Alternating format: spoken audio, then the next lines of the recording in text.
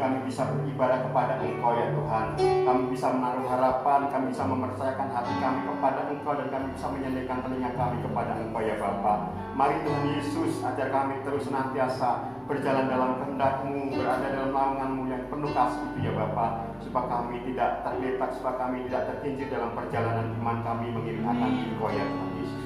Terima kasih Bapa, kami menyambut kebenaran firman Allah dalam nama-Mu yang kudus. Haleluya, amin. Silakan duduk Bapak Ibu kasih Tuhan. Salam, selamat pagi semuanya. Pagi.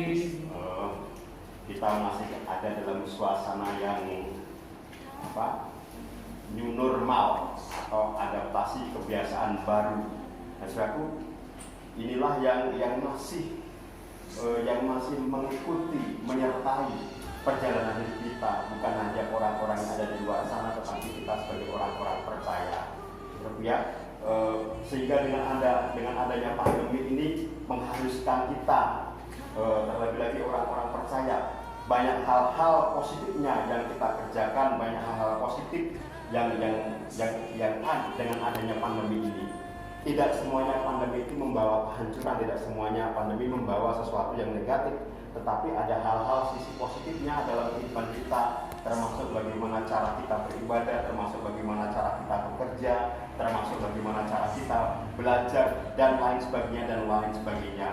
Hari-hari ini kita mengenal banyak marak, ramai-ramai orang menggunakan media sosial, medsos, baik via Zoom, baik lewat apapun juga ya saudara, baik seminar-seminar yang dikerjakan melalui media sosial yang kita sebut dikenal dengan nama webinar. Nah, saudaraku, ada banyak orang yang suka dengan teknologi sehingga dia mengikutinya, mengikuti perkembangannya dan mau mengikuti acara itu. Tapi ada juga yang tidak suka dengan berbagai macam alasan dan lain-lain. Bukan berarti dia tidak mampu atau tidak punya handphone. Ada juga orang kota yang memang tidak punya waktu sehingga tidak bisa mengikutinya. Ada juga yang memang karena jaringan atau sinyalnya tidak bagus sehingga dia tidak bisa mengikutinya. Nah, saudaraku, ini yang merubah sedikit banyak gaya berpikir, gaya pengajaran, gaya ibadah kita hari-hari ini ya saudara ya. Nah, kenapa? Karena memang masih adanya pandemi saudara ya. Nah, pandemi ini sendiri pun masih sering dipertanyakan orang-orang. Saya mendengar di luar sana, ini benar nggak ada pandemi virtual? Benar nggak? Apa jadi-jadian? Apa dibuat? Apa di skenario? Ya kan? Sehingga ketemu orang, kalau kita bertanya 1:3, bisa jadi jawabannya berbeda. Tidak semuanya seragam. Ada yang mengatakan wah ini jadi-jadian, ini buatan segala macam. Tapi data mana terus, yang meninggal ada, kemudian data yang terpapar ada. Nah, saudaraku, sisi lain ada orang yang nggak percaya, nyatanya masih bisa jalan segala macam. Nah, saudaraku, kita sebagai orang beriman, sebagai orang percaya, apapun yang terjadi, kita harus tetap waspada. Ya, karena kita nggak tahu kapan pandemi ini berakhir. Ya, kalau pandemi ini berakhir, pejabat berwenang, aparat yang berwenang pasti akan memberikan instruksi, akan memberikan arahan lagi supaya kita bisa hidup seperti sedia kala. Nyatanya, saudaraku, hari-hari ini kembali lagi adanya pembatasan sosial. Nah, ini berarti masih ada. Kita lepas berkomentar sesuatu yang ada di luar sana. Mari kita menjadi orang yang taat kepada pimpinan pemerintahan kita, menjadi taat yang ikuti instruksi pemerintahan yang benar, supaya kita menjadi orang percaya itu yang normal lah. Normal itu artinya ya kita hidup di dalam dunia ini, kita juga punya Tuhan, kita juga punya pemerintahan yang memerintah dalam pemerintahan negeri kita. Itu dengan adanya pola pandemi ini berakhir, kan berarti yang sekolah, yang pekerja, yang pelayanan hidupnya mulai terganggu dalam arti tidak bisa menjalankan sebagaimana mestinya sesuai dengan sewajarnya seperti yang lalu. Tetapi yang bekerja pun juga orang-orang yang bekerja juga mengatakan kalau ini terus-terusan seperti ini, omset menurun, penghasilan tidak ada. Nah, mau tidak mau kita harus hidup berdampingan. Artinya berdampingan, ya memang kita menyadari corona itu ada, virus pandemi itu ada, tetapi kita harus tetap beraktivitas. Caranya bagaimana? Ya caranya seperti kita sekarang ini, semuanya batasi mengikuti aturan protokol kesehatan, ya. Karena new normal ini mau tidak mau merubah perilaku atau kebiasaan agar kita tetap bisa menjalankan aktivitas kita seperti biasa, tetapi dengan protokol kesehatan. Nah, itu yang disebut masa new normal atau masa adaptasi kebiasaan baru. Lupakan orang-orang yang tidak sependapat dengan saudara, tapi kita sebagai orang beriman, kalau toh memang Tuhan izinkan segala sesuatu terjadi, tentu ada koreksi, ada manfaat, ada kebaikan buat kita, orang yang percaya kepada Tuhan. Sehingga kalau kita mendengarkan pidatonya Presiden Jokowi, ada istilah yang namanya gas dan rem. Artinya yang mana yang mau digas, mana yang mau direm, atau digas dan rem dijalankan bersama-sama. Artinya apa? Artinya mana yang dilakukan antara kesehatan atau ekonomi. Itu yang disahkan Jokowi adalah gas dan rem. Ekonominya mau kita gas tanpa memperhatikan peduli kesehatan, ekonomi tumbuh, kesehatannya kalah kabut, ujung-ujungnya juga akan ada chaos di sana. Kemudian kesehatannya kita gas, ekonominya kita rem, ya orang juga akan terjadi chaos di sana. Maka ada istilah gas dan rem. Kalau saudara pegang biasanya nyetir kendaraan, tahulah bagaimana mengoperasikan antara gas dan rem itu. Tidak mungkin saudara akan ngegas terus, kemudian baru berhenti baru tiba-tiba mainkan rem darurat mendadak, itu namanya konyol, saudara ya.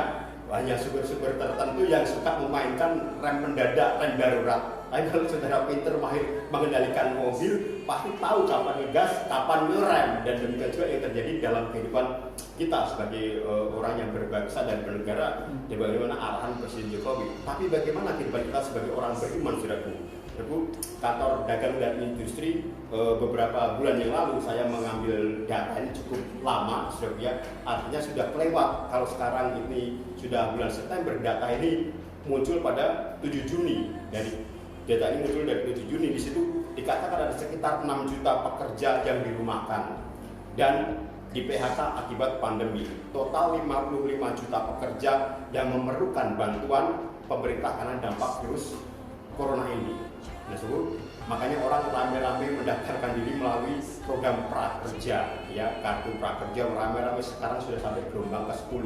Saudara yang itu apa enggak, lolos apa enggak nggak tahu. Tapi intinya nyatanya toh pemerintah mengucurkan dana bantuan melalui program prakerja ini. Berarti memang ini serius, saudara ya. Sampai menurut data tadi, kalau sekarang itu data Juni, sekarang udah September, mungkin berubah angkanya, bisa jadi naik. Artinya ini membawa dampak kepada sisi kehidupan kita, termasuk orang percaya. Banyak dari teman-teman kita yang mengatakan ya ada yang gulung tikar, ada yang omset menurun, ada yang penghasilan menurun. Nah, ini karena akibat dari dampak. Nah, bagaimana kita sebagai orang percaya ini menyikapinya, ya? Dalam seminar-seminar yang kemarin, meskipun saya nggak mengikuti, tapi ada judul-judul yang mengatakan bagaimana mahir dan pintar berbisnis tanpa gangguan di masa pandemi. Wah, saya tertarik dengan judul itu. Tapi sudah tuh setelah lagi, yaitu banyak perdebatan di sana. Apa benar usaha tanpa tantangan, usaha tidak mempan bisa bertahan terhadap pandemi. Ini pinter-pinternya orang marketing, pinter-pinternya entrepreneur memberikan judul juga ya. Artinya ya sah-sah saja, karena di situ kita dibangkitkan kembali bahwa usaha itu akan tetap berhadapan dengan apapun juga, akan berhadapan dengan tantangan apapun juga. Kalau hari-hari ini banyak pengangguran yang tiba-tiba bekerja, tiba-tiba nggak punya penghasilan, itu puji Tuhan kalau saudara dan saya hari ini masih dipelihara oleh tangan Tuhan yang kuat. Itu karena kemurahan Tuhan. Tapi ada banyak di luar sana yang masih memerlukan bantuan. Nyatanya pemerintah pun sampai menerbitkan kartu prakerja, belum yang BLT langsung, belum yang macam-macam. Itu ada bukti tanggung jawab pemerintah terhadap masyarakatnya. Itu lepas ada yang menerima, apa yang tidak, itu ada proses, yaitu itu adalah suatu pendataan dan segala macam. Tapi bagaimana kita sebagai orang percaya menyikapinya? Ada beberapa hal yang saya temukan di sini. Banyak kita, kalangan orang percaya menyikapinya dengan berbagai hal. Yang pertama ada yang menyikapinya dengan panik atau cemas. Dikatakan pandemi selalu disangkut pautkan dengan akhir zaman. Memang segala sesuatu pasti akan ada hubungannya dengan akhir zaman. Tapi kalau tiba-tiba segala sesuatu harus dikatakan, wah ini sudah akhir zaman ini sudah akhir zaman. Ingat bahwa pandemi ini bukan hanya ini saja. tahun-tahun yang lalu juga ada pandemi-pandemi yang lebih parah. Orang semakin mengkait-kaitkannya dengan akhir zaman, sehingga khotbah di mimbar itu seringkali menakutkan jemaatnya. Harusnya akhir zaman itu Tuhan akan segera datang, betul nggak? Kalau Tuhan datang kita hanya senang apa cemas? Ayo. Sebagai orang percaya, kalau Tuhan datang kita cemas, khawatir, panik atau senang? Senang. Harusnya kita senang. Kalau itu dikaitkan dengan akhir zaman, Tuhan akan semakin datang, ya kan? Karena kita sudah ingin, kita kan menanti kedatangan Tuhan. Kalau itu dikaitkan dengan akhir zaman, jangan bikin berita yang menakutkan kepada umat percaya, apalagi dalam gereja. Berita akhir zaman, berita kedatangan Tuhan itu adalah berita yang menyukakan, yang menyenangkan umat Tuhan. Karena itu yang kita nantikan, bertemu, berjumpa dengan Tuhan, muka dengan muka, sampai ada lagu-lagunya, ya kan? Ada pertemuan di udara, pertemuan yang manis, ya kan? Aku rindu bertemu di sana, jauh di udara. Nah, macam-macam. Itu lagu-lagu tempo dulu itu membangkitkan gairah kita, bukan menakutkan. Oh, akhir zaman ini. Kemudian beritanya dibikin sedih, dibikin khotbah-khotbah di mimbar, bukan kabar baik, tapi kabar-kabar yang menakutkan, yang membuat jemaat panik. Kalau memang ini akhir zaman adalah justru inilah kesempatan kita untuk bersukacita menyambut kedatangan Tuhan, ya. Nah, harusnya seperti itu. Ini kenapa? Karena gereja atau maaf kata hamba-hamba Tuhan kurang memahami, ya. Kenapa? Yang kedua adalah bersikap menunggu mujizat.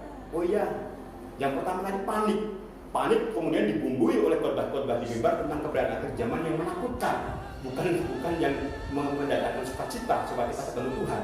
Yang kedua adalah karena kita seringkali menunggu mujizat sampai sesuatu terjadi, tapi tidak pernah berbuat apa-apa. Nah, ini yang terjadi di kalangan orang-orang karismatik. Wah, tunggu sampai lawatan Tuhan terjadi, tunggu sampai mujizat terjadi, sehingga ada istilah akan indah pada waktunya. Gawe nggak mau, doa nggak mau, akan indah pada waktunya. Dan kan seringkali seperti itu, pendengar istilah-istilah yang seolah-olah rohani, ya kan, tenang saja, nanti sesuatu akan indah pada waktunya. Tapi nggak mau melakukan apapun, tidak mau bertindak apapun, gawe kerja enggak, berdoa tidak, melakukan apapun enggak. Ya juga ini kultur budaya kita seringkali seperti itu. Nah, kalau kita dalam terap pekerjaan, seringkali kita menemukan orang-orang sejak masa pandemi ini banyak yang di PHK, banyak yang mengalami pemutusan hubungan kerja. Kemudian ada yang bicara, wah sekarang cari gawe susah. Bener nggak cari kerjaan susah, sudah? Ada benernya, ada enggaknya. Tapi pengalaman saya sudah punya, putus dari pekerjaan yang di sana, Pak Daniel tahu. Ya, apapun saya kerjakan, sampai akhirnya menemukan lagi, kenapa enggak pilih-pilih pekerjaan. Cuman kalau budaya kita kultur suka pilih-pilih pekerjaan, ini nggak sesuai dengan saya, ini saya nggak cocok ngerjain ini. Ugal-ugalan, males-malesan, akhirnya apa sih Bu? Ya akan lewat dengan sendirinya. Sementara perusahaan-perusahaan ada yang buka lowongan terus, sementara ini pencari kerja nggak pernah menemukannya. Sampai-sampai di seminar dipertemukan antara para pengusaha dan orang pencari pekerja. Nggak ada cocoknya. Padahal sekian ribu orang yang cari kerja, sekian puluh perusahaan membutuhkan pekerjaan.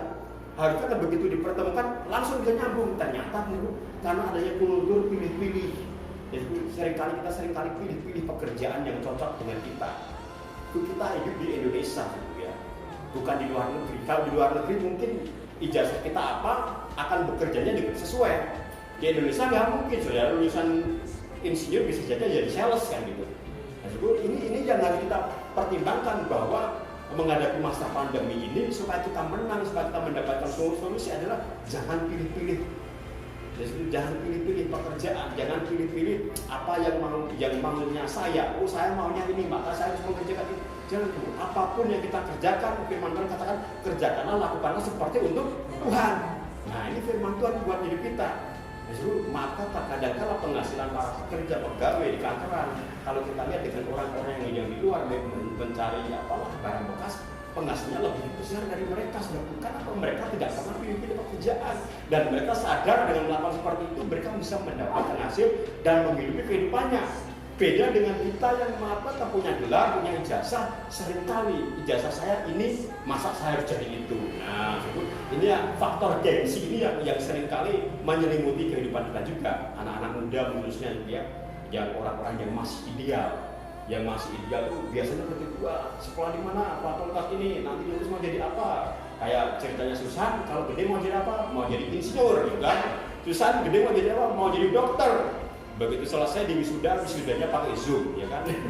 Pasang toga sendiri, toganya pindahin sendiri, dan lulus sendiri. Nah, akhirnya apa dulu? Ngarepin segala sesuatunya yang sesuai dengan ijazahnya, dengan akhirnya nggak nyampe. Jadi pesan saya jangan sampai pilih-pilih apa yang ada yang ditawarkan kepada kita saudara. Kalau nanti pada akhirnya seiring perjalanan waktu, seiring pengalaman hidup saudara menemukan yang lebih cocok, yang lebih tepat dan yang lebih baik, puji Tuhan. Tapi dengan masa-masa seperti ini, saudara, supaya kita terhindar dari apa? Dari keterpurukan, tertindas, maka jangan pilih-pilih. Yang ketiga adalah sikap orang percaya seringkali bergantung pada nubuatan dan penglihatan kepada hamba-hamba Tuhan yang dianggap dinabikan atau dirasulkan. Nah ini orang-orang percaya juga seperti itu. Kenapa nggak bisa move on, nggak bisa bergairah, nggak bisa bergerak di tengah-tengah kesukaran? Seringkali kita meminta didikte oleh penglihatan-penglihatan atau nubuatan-nubuatan. Benar tidak? Orang itu bukan nabi, bukan rasul, bukan, tapi kita nobatkan sendiri sebagai nabi, sebagai rasul. Atau orang itu menabikan diri sendiri atau merasulkan diri sendiri, sehingga kalau ada sesuatu dia ucapkan, kita ngikutin semuanya. Jadi kita percayalah, ya, kita percaya, komunitas kita percaya dengan adanya nubuatan dan penglihatan. Tapi ingat, setiap saudara dan saya punya kitab suci, punya kebenaran firman Allah, punya pimpinan daripada Roh Kudus. Nah, sehingga kita tidak perlu dengar suara nubuatan di manapun. Toh kenyataannya banyak nubuatan yang melenceng. Nah, kalau nubuatan itu benar, pada akhirnya nanti juga akan sesuai dengan kebenaran firman Tuhan. Nah, seringkali orang percaya terhambat bergerak, terhambat untuk melangkah karena apa? Seringkali harus menunggu suara nubuatan terlebih dahulu, menunggu suara nubuatan dan suara-suara yang lain. Nah, jangan saudara ya, jangan semacam itu. Kita punya kitab suci, kita punya kebenaran firman Allah, kita punya Roh Kudus. Dan kita bisa bandingkan sendiri. Kalau itu nanti pada akhirnya benar, biarkan waktu yang menguji. Terus terang kita di sini tidak anti nubuatan, tidak anti penglihatan. Tapi seringkali orang-orang yang seperti itu akhirnya menjadi malas. Oh, tidak ada nubuatan buat saya kok. Tidak ada penglihatan orang dari hamba Tuhan tertentu buat saya mengerjakan sesuatu kok. Akhirnya apa? Ya kita pasrah, menunggu mujizat tapi tidak ngelakuin apa-apa. Terus bilangnya sampai sesuatu terjadi, bilangnya indah pada waktunya. Ini nonsen, ngomong kosong. Tapi mari boleh kita berbicara seperti itu, boleh kita mengandalkan nubuatan, tapi ingat firman Tuhan ada dalam hidup kita dan Tuhan Yesus bersama dengan saudara dan saya. Yang ketiga adalah ada tipe atau cara orang menyikapinya ini adalah yang keempat, berlaku bijaksana. Artinya apa? Dia memahami benar bahwa Tuhan terus bekerja dalam segala sesuatu untuk mendatangkan kebaikan bagi yang mengasihinya. Sehingga sikap dia tetap berdoa, dia tetap berjaga dan tetap bekerja. Inilah sikap yang diambil dari orang-orang yang banyak di antara kita. Dari berbagai macam sikap tadi, ada juga yang punya sikap semacam ini. Sikap orang et labora, berdoa dan bekerja dan berjaga. Sehingga kita akan terhindar dari kesusahan-kesusahan di masa-masa pandemi ini. Jadi Roma 8 ayat 28 mengatakan, kita tahu sekarang bahwa Allah terus bekerja dalam segala sesuatu untuk mendatangkan kebaikan bagi mereka yang mengasihi Dia, yaitu mereka yang terpanggil sesuai dengan rencana Allah. Pertanyaannya, sudahkah saudara tahu? Sudahkah saudara tahu maksud Allah mendatangkan segala sesuatu di tengah-tengah kita? Ini yang perlu kita sadari. Sudahkah kita tahu? Karena Roma mengatakan kita tahu sekarang bahwa Allah bekerja dalam segala sesuatu. Bekerja dalam masa pandemi, bekerja dalam masa kesukaran, bekerja dalam masa orang-orang yang dirumahkan. Kita tahu sekarang bahwa Allah terus bekerja dalam masa-masa semacam itu apa? Untuk mendatangkan kebaikan bagi yang mengasihi Dia. Ingat ya, kapan saudara pertama kali cuci tangan, diajar cuci tangan oleh orang tua saudara atau keluarga saudara? Kapan pertama kali diajar cuci tangan supaya bersih? Ketika kita masih kecil. Sekarang diajar lagi masuk gereja cuci tangan, ya kan? Masuk rumah cuci tangan. Berarti apa? Ada kebaikan-kebaikan yang diingatkan lagi, betul tidak? Ya ada orang yang kebiasaannya makan tanpa sendok, oke lah, sekarang diingatkan lagi. Kalau kita pakai sendok masih mending, kalau nggak pakai sendok, diingatkan lagi, harus cuci tangan berapa kali? Umumnya orang cuci tangan sebelum makan 3 kali, ya kan? Tapi sekarang sesering mungkin, betul nggak? Sesering mungkin cuci tangan. Kenapa? Berarti ada kebaikan-kebaikan yang diberikan kepada kita. Oh, bahwa kebersihan itu adalah cara untuk sehat. Nah, ini manfaat-manfaat daripada hal positif daripada pandemi yang kita hadapi. Jadi suatu harus kita tahu bahwa segala itu didatangkan Allah untuk mendatangkan kebaikan buat kita. Nah, suku dalam kemudian dalam Efesus 5 ayat 15 dikatakan perhatikanlah dengan seksama. Artinya apa itu? Yang mari perhatikan dengan seksama. Di masa pandemi ini apa yang berhubungan dengan kehidupan saudara secara langsung? Apa dampak pandemi ini terhadap saudara secara langsung? Kalau saudara kena dampak secara langsung, kesehatan saudara terganggu, perhatikan dengan seksama. Mungkin ekonomi terganggu, perhatikan dengan seksama. Jadi di sini kita disuruh memperhatikan dengan seksama dan memetakannya. Jangan kita cuma memperhatikan tapi tidak memetakannya. Jadi sehingga dengan cara kita memperhatikan dan memetakannya, maka akan muncul apa? Ide-ide yang kreatif, yang inovatif. Baru-baru ini viral orang menjual apa itu? Daging. Nah, dengan gaya yang sangat viral. Malah rasanya mah sama-sama wae kan itu kan. Tapi lah orang muncul ide, muncul kreatif. Nah, itu karena apa? Dia memperhatikan, bahwa dia memperhatikan situasi. Ya, kalau saudara punya pekerjaan, punya usaha, punya dagang produk, mari perhatikan dan petakan apa yang berdampak secara langsung kepada saya. Dulu masker kita cuma masker medis yang warnanya hijau atau biru. Sekarang masker banyak macam-macam bahannya. Kemudian dicat lagi pakai logo-logo perusahaan atau apapun lah sebagai sarana promosi. Berarti di tengah-tengah pandemi ini memunculkan ide-ide yang kreatif, memunculkan sesuatu yang produktif. Nah, mari kita contoh hal-hal semacam ini, saudara ya. Kita ambil hikmatnya. Ternyata dengan masa sekarang ini kita dilatih oleh Tuhan untuk apa? Semakin produktif, semakin kreatif. Ya, pelayanan juga semacam itu. Ya juga, pelayanan juga semacam itu. Akhirnya muncul orang yang kreatif, orang-orang yang produktif. Kenapa? Kita nggak tahu pola cara Tuhan memakai pelayanan seperti apa. Tapi kita percaya segala sesuatu didatangkan untuk mendatangkan kebaikan buat kita yang mengasihi Tuhan. Artinya setelah kita memperhatikan, petakan segala sesuatu secara langsung, kita temukan peluang yang ada. Ya, peluang apa ini? Oh, Gojek udah nggak rame lagi misalnya, nge-Grab nggak rame lagi. Terus temukan peluang apa ini, gitu kan? Nah, akhirnya orang mulai berpikir lagi. Ya, seringkali himpitan tantangan itu mendatangkan peluang yang baru.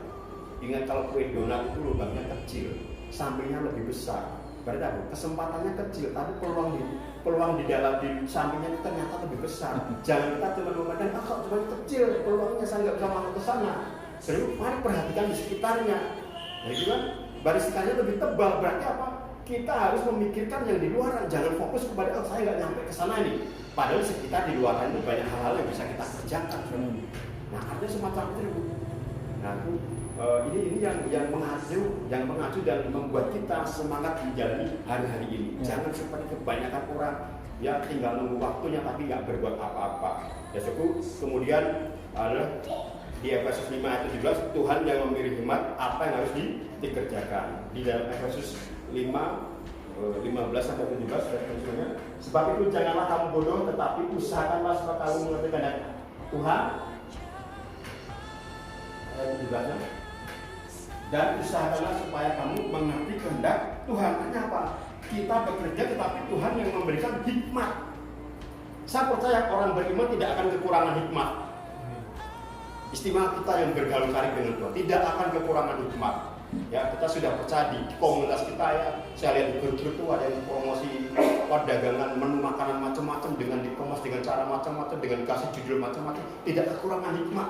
Tinggal tekun saja, nanti Tuhan hanya akan memberikan pertumbuhan. Amin. Nah, kemudian satu lagi bagian penutup dalam kita adalah Kejadian 26 ayat 1 sampai 4. Kejadian 26 ayat 1 sampai 4 dikatakan demikian. Kejadian 26 ayat 1 sampai 4. Maka timbullah kelaparan di negeri itu. Ini bukan kelaparan yang pertama. Maka timbullah kelaparan di negeri itu, dan dikatakan itu bukan kelaparan yang pertama. Kalau itu diterjemahkan dalam bahasa kita sekarang, maka timbullah wabah di negeri ini. Tapi ingat, ini bukan wabah yang pertama, bukan pandemi yang pertama yang telah terjadi dalam zaman Abraham. Sebab itu Ishak pergi ke Gerar kepada Abraham, raja orang Filistin. Jadi pandemi ini bukan yang pertama, ya, wabah ini bukan yang pertama, tantangan ini bukan yang pertama, tapi memang sudah ada sejak zaman dahulu ada. Kalau kita sanggup pautkan dengan akhir zaman, Tuhan kok nggak datang dengan ada yang jauh ini, berarti harus kita cek dulu, jangan gegabah segala sesuatu kita sanggupkan dengan akhir zaman. Memang kita harus hidup sejalan dengan pengajaran firman Tuhan kitab suci. Kalau toh memang ini ada tanda-tanda akhir zaman, kita siap dengan sukacita menyambut kedatangan Tuhan Raja kita di atas raja-raja.